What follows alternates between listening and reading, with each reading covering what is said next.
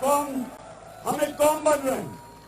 तो मैं आज यहां से ऐलान करना चाहता हूं, इस इंपोर्टेड हुकूमत को एक पैगाम देना चाहता हूं। आपको मैं 6 दिन दे रहा हूं।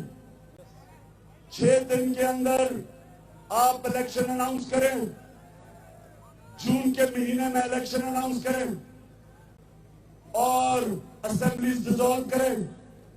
अगर 6 दिन के बाद ये नहीं करेंगे आप, तो मैं सारी अपनी कौम को लेके वापस इस्लामाबाद आऊंगा।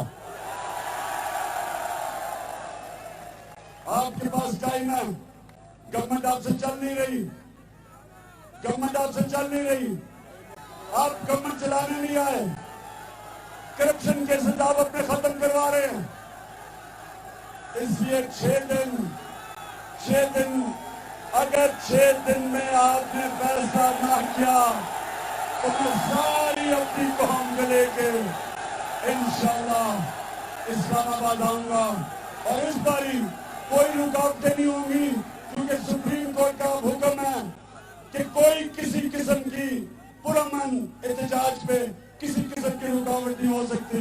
तो इंशाअल्लाह पंजाब से भी सारे लोग पहुंचेंगे और इंशाअल्लाह जो मैं चाहता हूं कि 20 लाख लोग इस्लामाबाद में हम इकट्ठा करेंगे अगर आपने इलेक्शन अनाउंस किए।